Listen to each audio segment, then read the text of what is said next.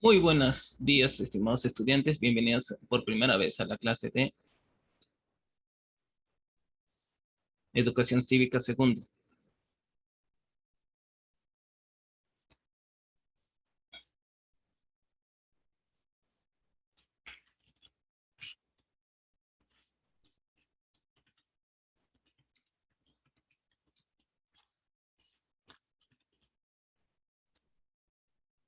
¿Qué vamos a tener los días? Los días viernes y lunes.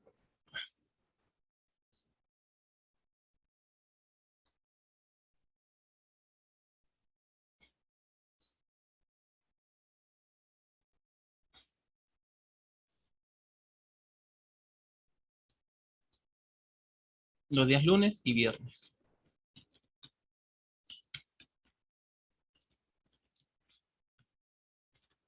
Lunes de 10:40 a 12.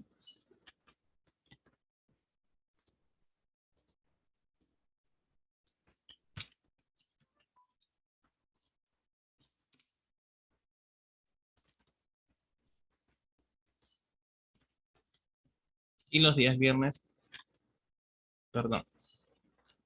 En sí son los días viernes.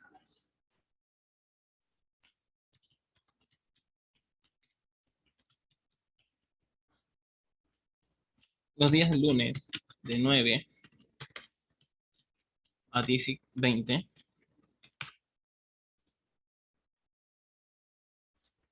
Y los días viernes de 10:40 a 12. Lunes y viernes son los días que vamos a tener.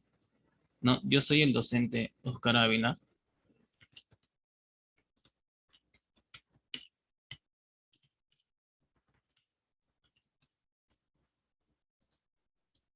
Y mi número de contacto por WhatsApp para el envío de actividades es el siguiente.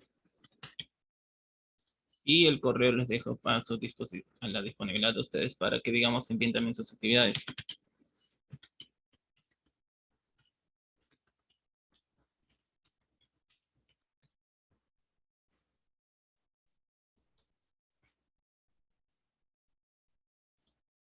Y vamos a pasar con lo primero.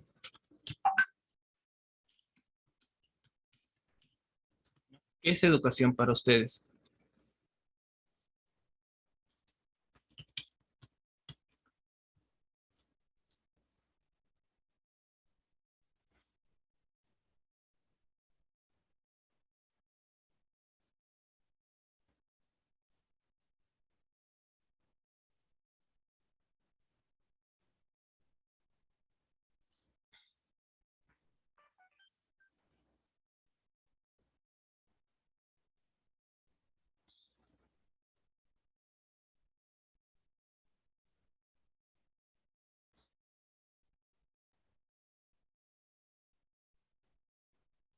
¿Qué es educación para ustedes?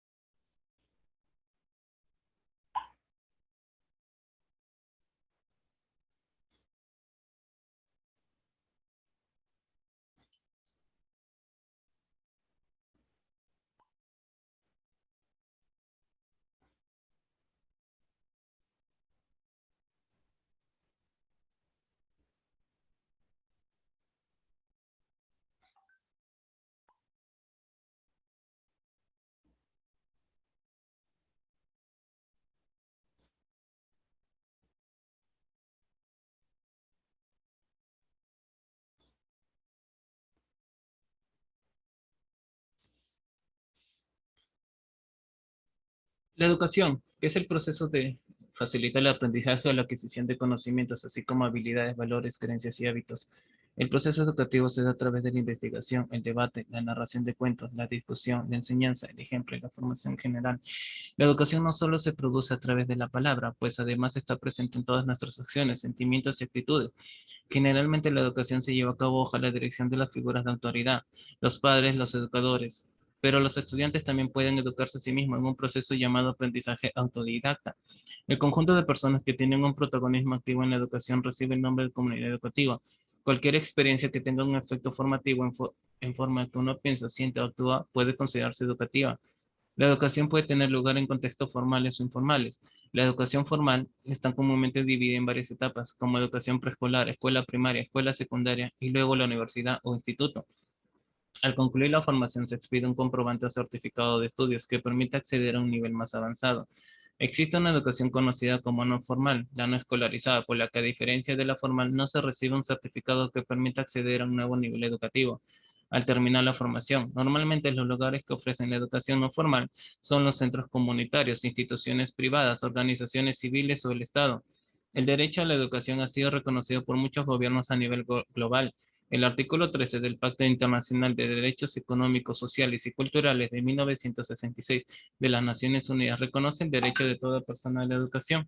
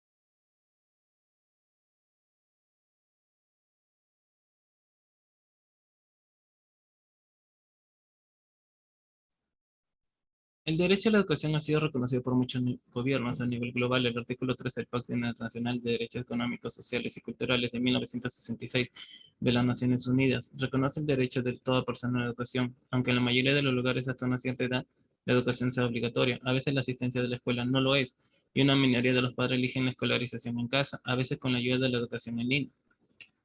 ¿Y cómo creen que viene el estudio de la educación, no? ¿Cómo creen de dónde se define?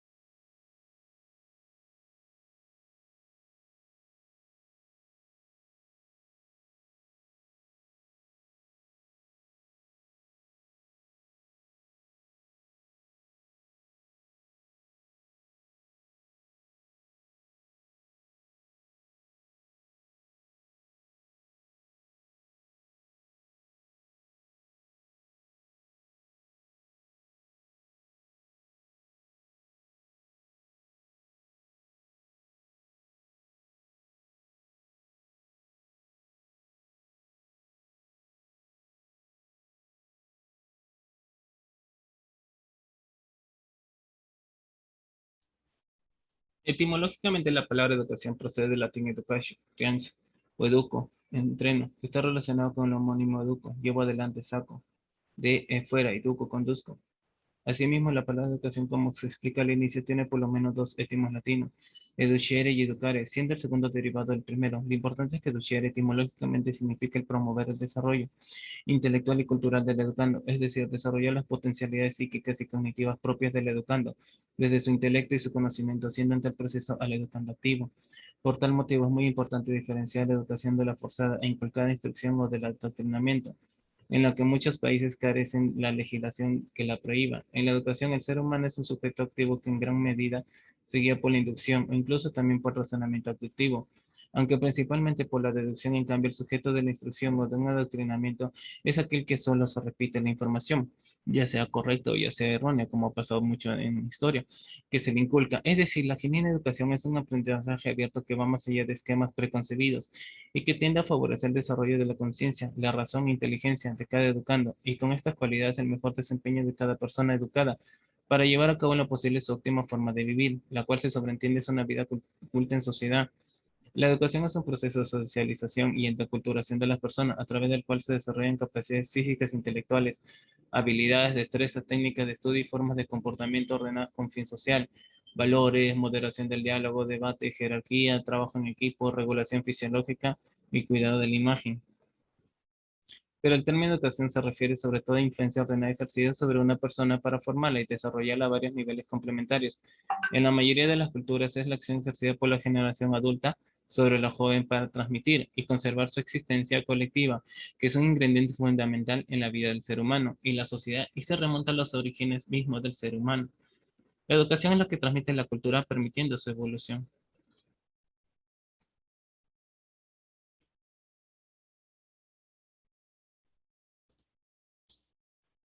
¿Ustedes cómo lo ven? Bueno, la forma de educación.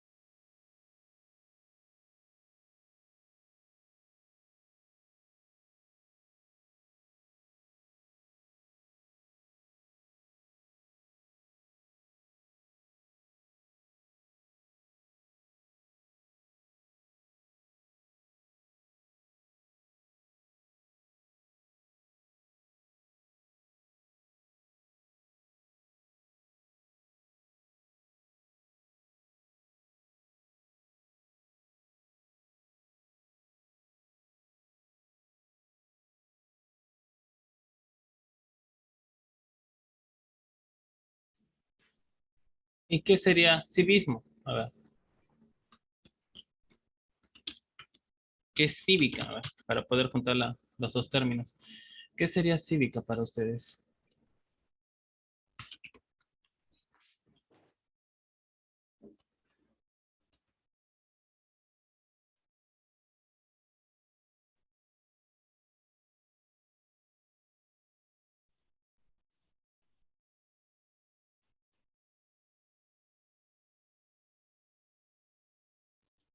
Cívica, más que todo, es un adjetivo que deriva del latín cívicos, a su vez procedente del vocablo civis, y cívica, por lo tanto pueden asociarse a los habitantes de una ciudad o la localidad en sí misma. Además, se relacionan con el civismo, la conducta respetuosa con las instituciones y con las reglas sociales. Se conoce como educación cívica en este marco la formación destinada a favorecer la convivencia pacífica en una sociedad. La intención es formar ciudadanos que conozcan sus derechos y sus obligaciones. La educación cívica apunta a dar a conocer fundamentos del derecho civil y del accionar del Estado. Por ejemplo, aunque sus características dependen de cada país, suele tratarse de una asignatura o materia que se imparte en las escuelas. Y entonces, por lo tanto, ¿qué sería para ustedes la educación cívica?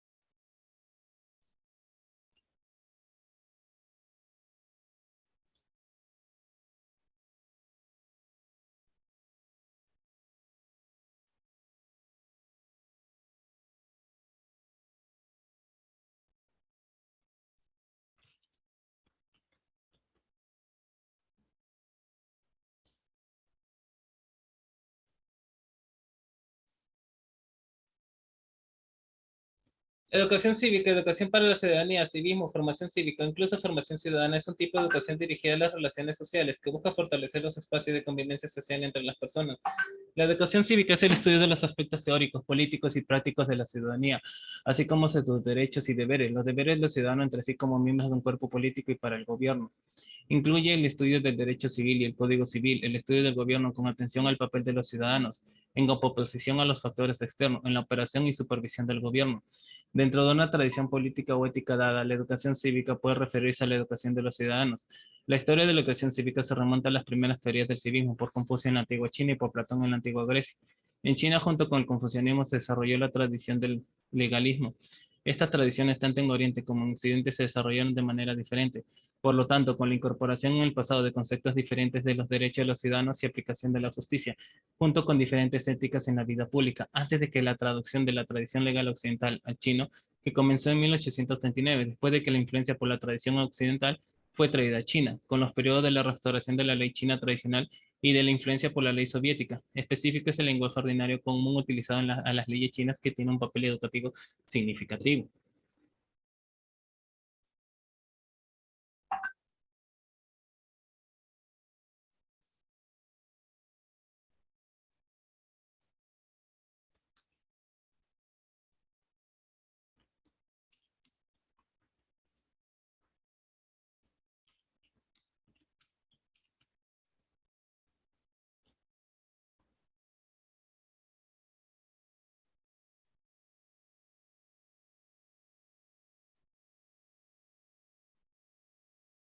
¿Y cuál creen que es el tema que vamos a abarcar en la primera parte de educación cívica? ¿Va?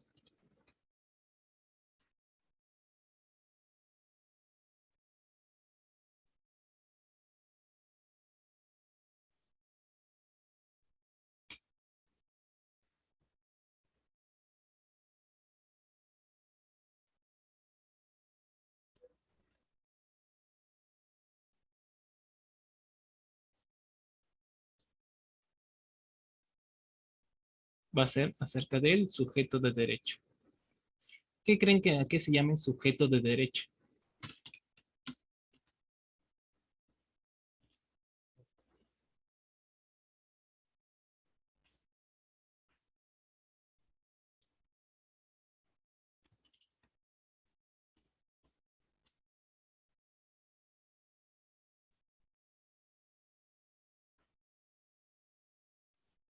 A qué creen que se le diga sujeto de derecho?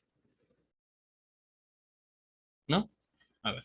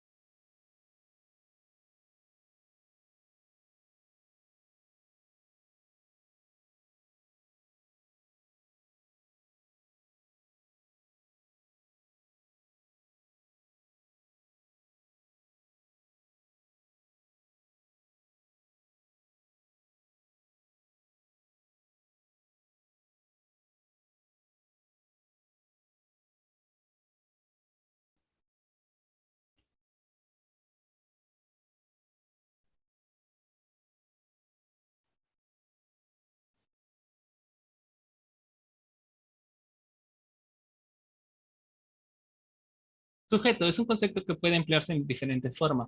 Puede tratarse de un individuo que en un determinado contexto carece de identificación o de denominación. También puede referirse a una categoría filosófica o una función gramatical. En derecho, por su parte, puede ser aquello que guía al accionar correcto, legítimo o adecuado de las personas. La noción también se asocia a las normas que se expresan en un ideal de justicia y que permiten regular la conducta y los vínculos humanos. Con estas definiciones podemos comprender a qué se refiere la idea de sujeto de derecho. Se trata de aquel al que pueden imputársele derechos y obligaciones a través de la ley. Todas las personas, ya sean físicas o jurídicas, son sujetos de derechos.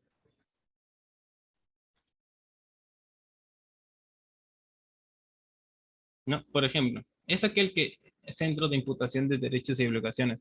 Se considera cuatro tipos de sujeto de derecho: el concebido, la persona natural o física, la persona jurídica, las organizaciones de personas no inscritas. Por ejemplo, ¿no? ¿A quién creen que se le llame el concebido?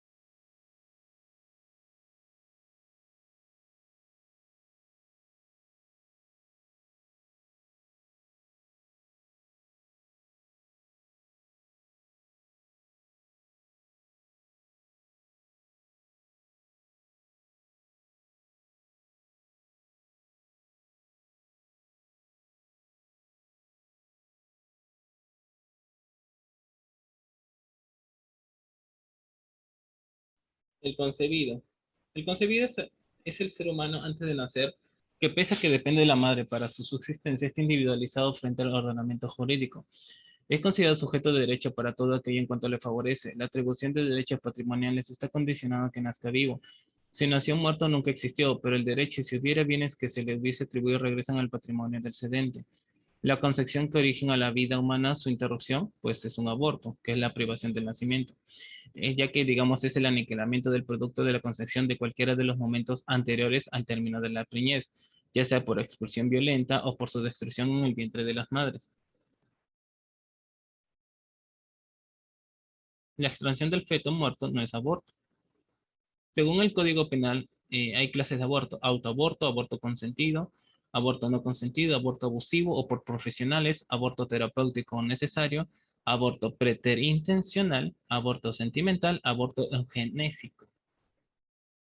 Sí, o sea, digamos, hay un montón. Continuamos con la persona natural. ¿Qué será la persona natural a los jóvenes? ¿No? ¿Qué será la persona natural?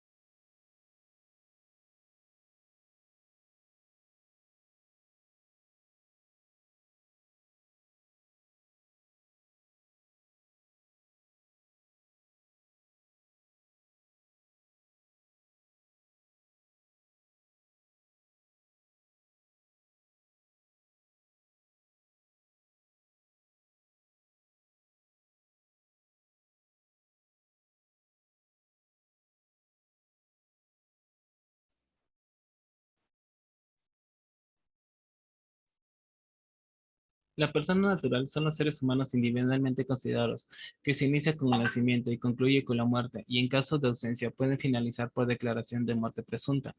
A toda persona le pertenece una personalidad, mientras que el primer término se refiere al sujeto persona, el segundo término se refiere al conjunto de atributos de índole jurídico. ¿Cuáles son estos atributos de la personalidad? ¿No? ¿Cuál creen que sea? Uno de ellos es el nombre. A ver, ¿qué es el nombre para ustedes?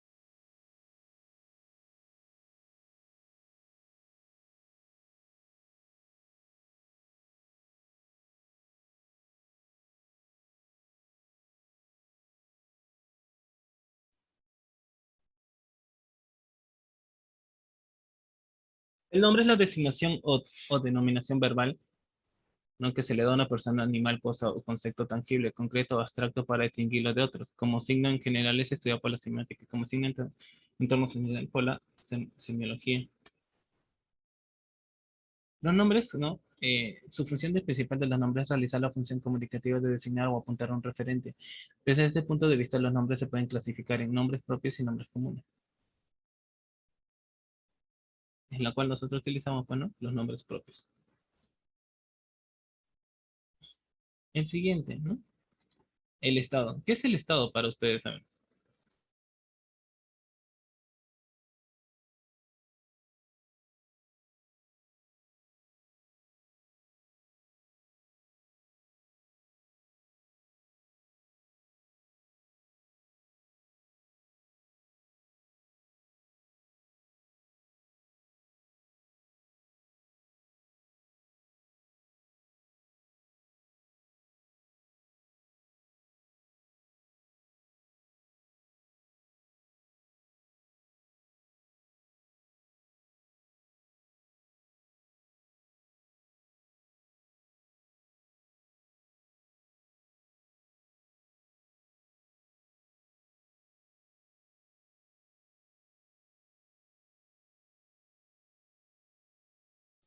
Un Estado es una organización política constituida por un conjunto de instituciones burocráticas estables, a través de las cuales ejerce el monopolio del uso de la fuerza, aplicado a una población dentro de unos límites territoriales establecidos. Muchas sociedades humanas han sido gobernadas por estados durante milenios. Sin embargo, la mayoría de las personas en la prehistoria vivían en sociedades sin estado. Los primeros estados surgieron hace unos 5.500 años, junto con el rápido crecimiento de las ciudades, la invención de la escritura y la codificación de nuevas clases de religión. Con el tiempo se desarrolló una variedad de formas diferentes de estados, empleando una variedad de justificaciones para su existencia. Hoy día, sin embargo, el Estado-nación moderno es la forma predominante de Estado a que están sometidas las personas. La palabra Estado viene del latín status y este del verbo stare, que significa estar parado. De ahí pasa a significar algo parado, detenido como statu quo. El verbo stare se vincula con la raíz indoeuropea sta, que presente en el verbo griego. Como término polisémico designa también a todo aquel país soberano reconocido como tal en orden internacional, así como el conjunto de atribuciones y órganos de gobierno de dicho país. Todo Estado está dotado de territorio, población y soberanía. Los hablantes de inglés estadounidense a menudo usan los términos de Estado y gobierno como sinónimos y ambas palabras se refieren a un grupo político organizado que ejerce autoridad sobre un territorio en particular. El concepto de Estado difiere según los autores, pero algunos de ellos definen el Estado como el conjunto de instituciones que poseen la autoridad y potestad para establecer las normas que regulan una sociedad, teniendo soberanía interna y externa sobre un territorio determinado. La definición más comúnmente utilizada es la de Max Weber en 1919. Define Estado moderno como una asociación de dominación con carácter institucional que ha tratado con éxito de monopolizar dentro de un territorio el monopolio de la violencia legítima como medio de dominación y que con el fin se ha reunido todos los medios materiales en manos de sus dirigentes y ha expropiado a todos los seres humanos que antes disponían de ellos por derecho propio, sustituyéndolos con sus propias jerarquías supremas. Las categorías generales del Estado son instituciones tales como las Fuerzas Armadas, burocracias administrativas, las tribunales y la policía, asumiendo pues el Estado las funciones de defensa, gobernación, justicia, seguridad y otras, como las relaciones exteriores. Probablemente la definición más clásica de Estado fue citada por el jurista alemán Ernst Heller, que define al Estado como una unidad de dominación independiente del exterior e interior, que actúa de modo continuo, con medios de poder propios y claramente delimitado en lo personal y territorial. Además, el autor define que solo se puede hablar de Estado como una construcción propia de las monarquías absolutas del siglo XV. En la Edad Moderna no hay Estado en la Edad Antigua, señala el autor. Asimismo, como evolución del concepto se ha desarrollado el Estado de Derecho, por lo que incluyen dentro de la organización estatal aquellas resultantes del imperio de la ley y la división de poderes, y otras funciones que emanan directamente de la nación, como la emisión de moneda propia. Otra definición comúnmente aceptada del Estado es que se dio en la Convención de Montevideo sobre derechos y deberes de los Estados de 1933. Definió al Estado como un espacio que posee lo siguiente: una población permanente, un territorio definido y un gobierno que es capaz de mantener control efectivo sobre el territorio correspondiente y de conducir relaciones internacionales con otros estados. Confundiendo el problema de definición es que Estado y gobierno a menudo se usan como sinónimos a una conversación común, incluso en algunos discursos académicos. Según este esquema de definición, los Estados son personas jurídicas de derecho internacional. Los gobiernos son organizaciones de personas. La relación entre un gobierno y su Estado es de representación y agencia autorizada. Max Weber escribió en su libro La política como vocación que es una característica fundamental del Estado, es el reclamo del monopolio de la violencia. Su definición ampliada era que algo es un Estado y si en la medida en que su personal administrativo defiende con éxito un reclamo sobre el monopolio del uso legítimo de la fuerza física en la ejecución de su orden. La policía pública y el ejército son sus principales instrumentos, pero también se puede considerar que la seguridad privada tiene el derecho de usar la violencia, siempre que la única fuente de este derecho percibido sea la sanción estatal.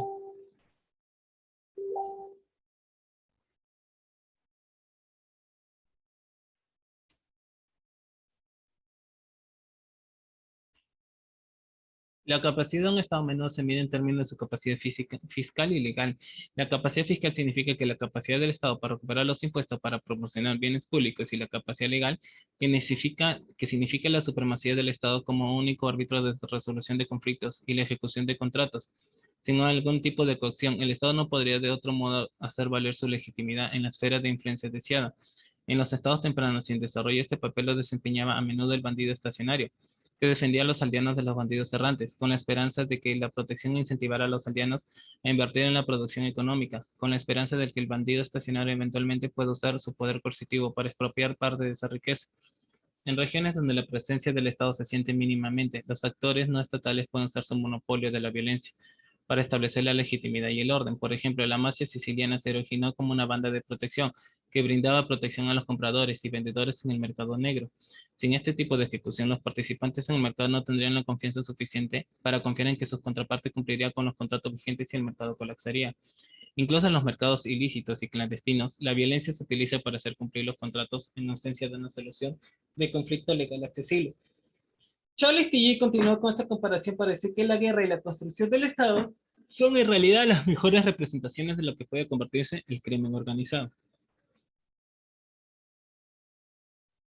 La capacidad, ¿no? ¿Será la capacidad?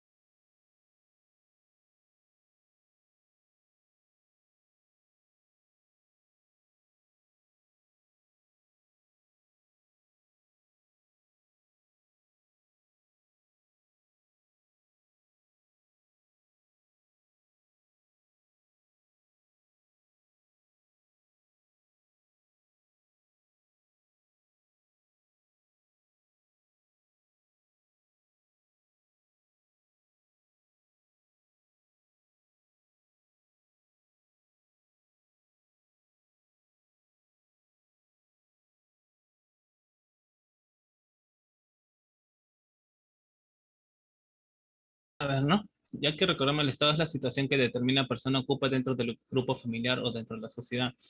El estado se encuentra determinado también influenciado por acontecimientos y factores diversos como la edad, sexo, el matrimonio, el divorcio y la adopción. Por ejemplo, el estado de casado corresponde al que contraído matrimonio. La capacidad consiste en la idoneidad para un sujeto de derecho. Es la actitud que la ley reconoce con una determinada persona que el goce o para el ejercicio de sus derechos civiles y políticos. Se trata de un derecho extrapatrimonial y por lo tanto no es susceptible de negociación. Se distingue dos clases de capacidad, la capacidad de goce y la capacidad de ejercicio. ¿Qué es la capacidad de goce?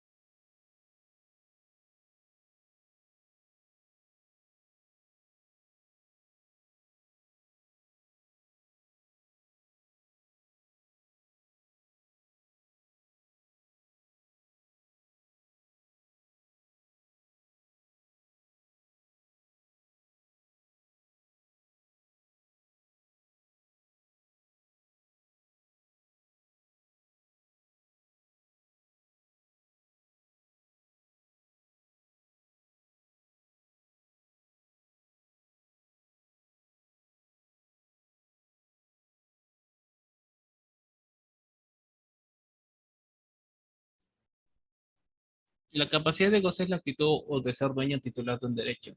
Es un atributo esencial de toda persona natural. La capacidad de goce tiene todos según surge con el nacimiento y solo concluye con la muerte. La capacidad de ejercicio es la actitud que la ley reconoce a la persona para ejercitar por sí misma sus derechos civiles y políticos. Es pues la libertad de obrar actualmente se quiere plena capacidad de ejercicio cumplidos los 18 años de edad.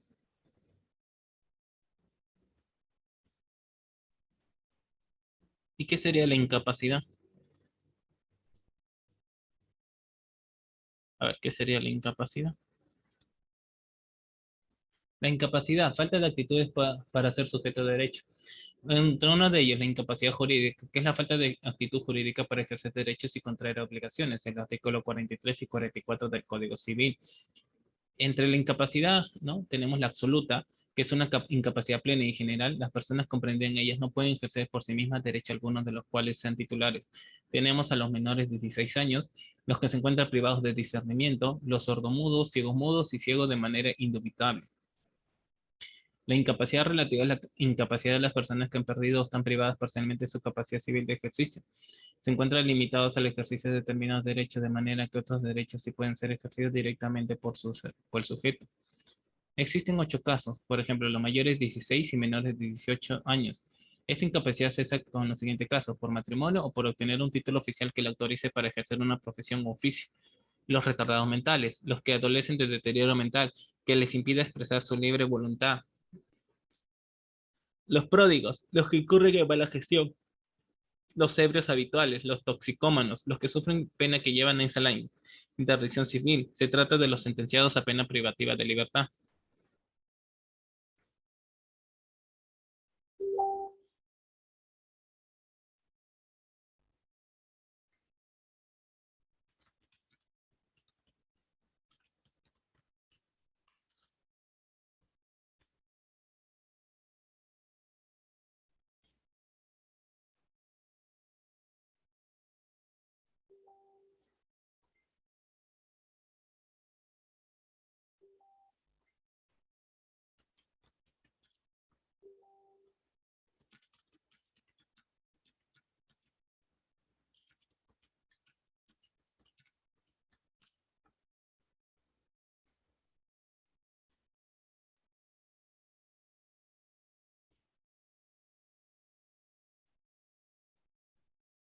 De ahí pasemos con el patrimonio.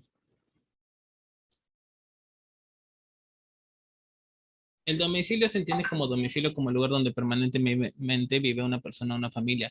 Él hace de legal de la persona. Desaparición, ¿no? Por ejemplo, la desaparición consiste en que una persona no se encuentra en su domicilio y no se tiene noticias sobre su paradero. Para que se declare la ausencia de una persona es necesario que transcurran 2 años desde que tuvo la última noticia. Muerte presunta. Se presume que una persona muerta y consecuentemente procede declaración de muerte presunta en los siguientes casos. Cuando han transcurrido 10 años desde la última noticia de desaparecido o 5 años si la persona tuviera más de 80 años de edad. Cuando hayan transcurrido 2 años si la desaparición se produjo en circunstancias constitutivas de peligro de muerte. Cuando existe certeza de muerte sin que el cadáver sea encontrado o reconocido. La muerte jurídicamente es el hecho biológico por el cual dejan de funcionar las partes vitales del organismo de la persona. Ahora sí, pasemos con la persona jurídica, ¿no? ¿Qué será la persona jurídica?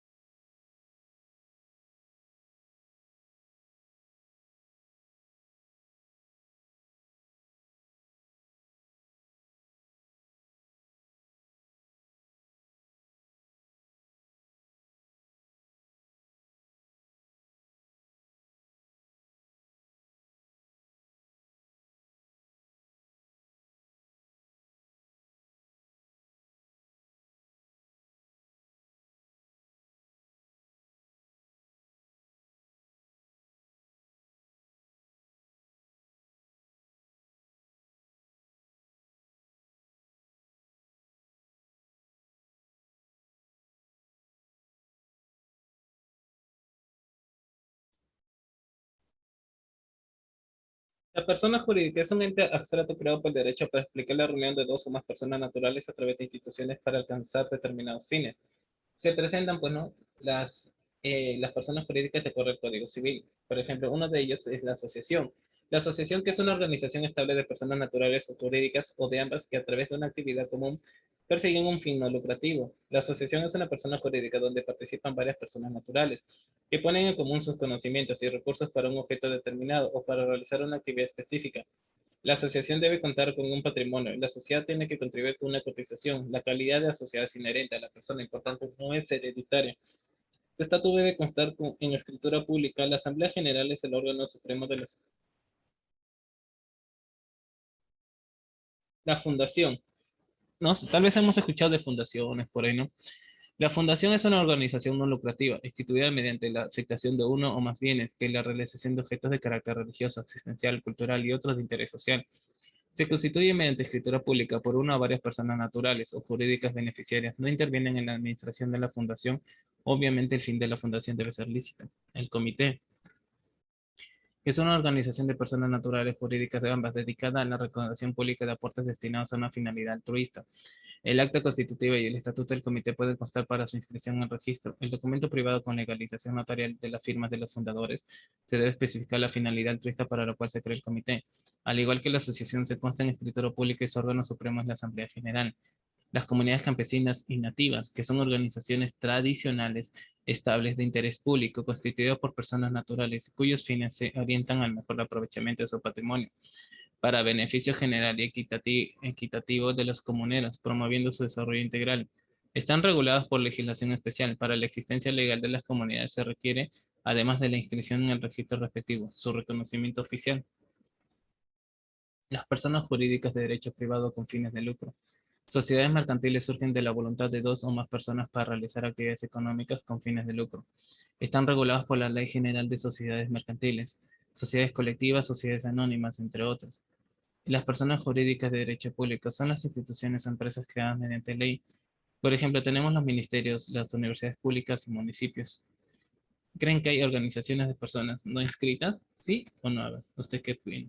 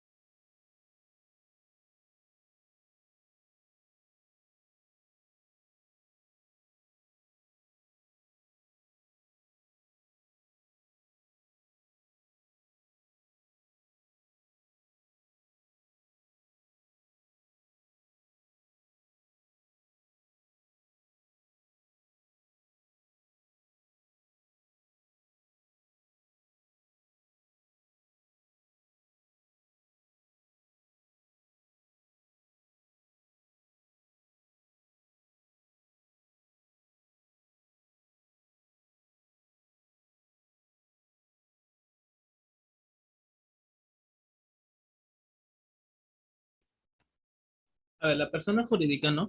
Es un individuo con derechos y obligaciones que existe, pero no como persona física, sino como institución, que es creada por una o más personas físicas para cumplir un objetivo social, que pueden ser con o sin fines de lucro. Las personas pueden clasificar en dos grandes tipos, jurídicas individuales o jurídicas colectivas, que generalmente se les suele denominar personas físicas y personas morales, respectivamente.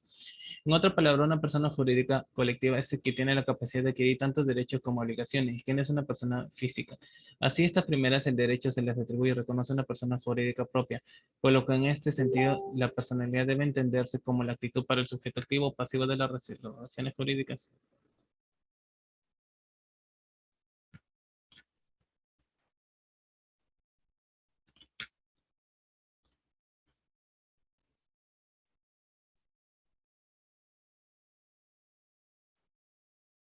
No, en el derecho romano se considera la sociedad tal como se le concibe ahora. Sin embargo, si se reconocieron cientos entes morales que tenían características similares a las personas jurídicas, que se conocen hoy en día. Los juristas en ese entonces hablaban de las personas Vincent Fujita para referirse a aquellos organismos que realizaban funciones similares a las personas físicas, mientras que cuando le hablaban de universitas se referían a aquellos conjuntos de individuos y conjuntos de cosas.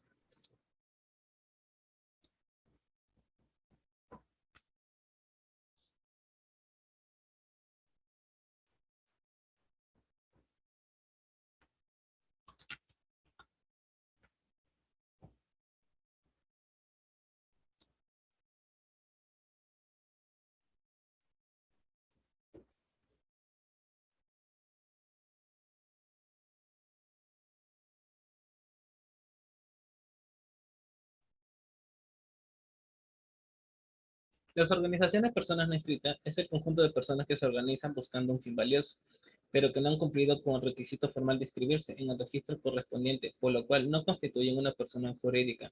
Sin embargo, es regulado por nuestro ordenamiento jurídico como una agrupación que en ciertas circunstancias es susceptible de tener deberes y derechos diferentes de sus integrantes, como si se tratase de una persona jurídica. Entre estas organizaciones podemos citar las asociaciones de viviendas de zonas marginales, organizaciones de comerciales informales y los comerciantes ambulantes.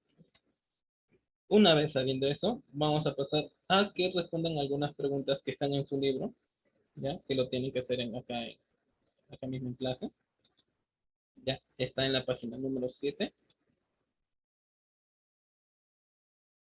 Ya, a ver. Considerado como el centro de deberes y deberes, de derechos y deberes. Sujeto de derecho. ¿Ya? ¿Cuál de las siguientes no es un atributo de la persona? A ver, fíjense ustedes mismos.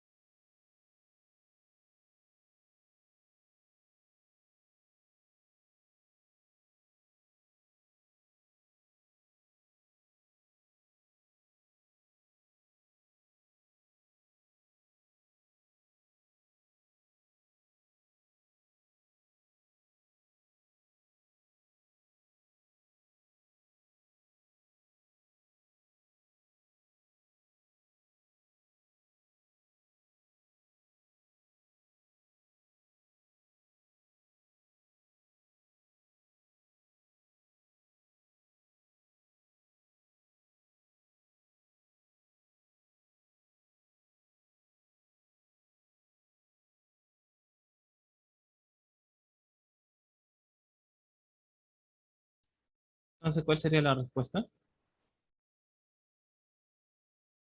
La asociación. La asociación sería la respuesta.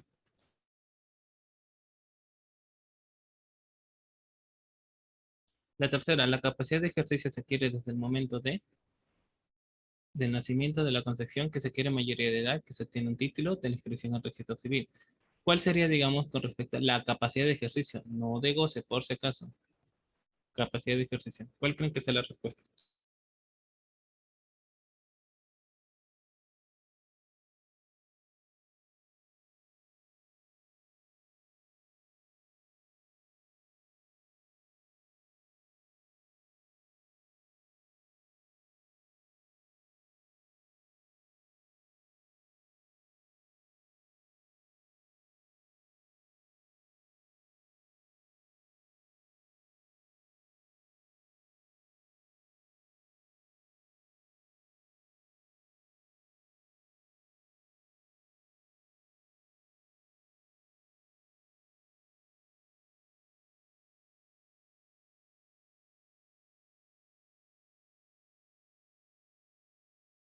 A ver, ¿cuál sería la respuesta?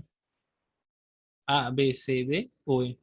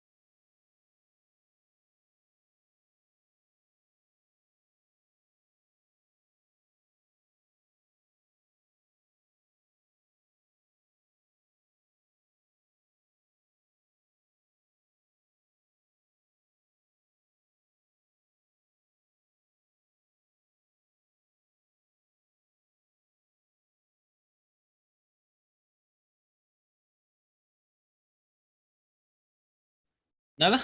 A ver, se adquiere mayoría de edad. La vida humana se inicia con, mientras que la existencia de la persona jurídica se inicia con la concepción y la inscripción. 5. Es necesario para el ejercicio de la ciudadanía cumplir 18 años. A ver, las 6 a las 10 le dejo para ustedes.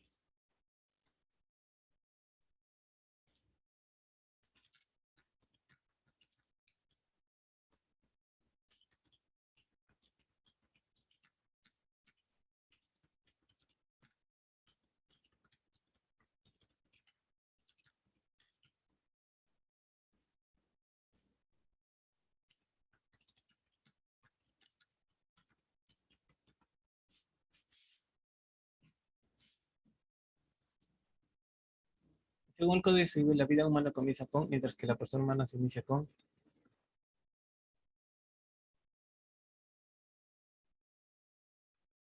nada. Ahí nada más nos vamos a quedar, ya sería conmigo hasta el día lunes. Así que cuídense, nos vemos, que les vaya bien, protéjanse más que todo.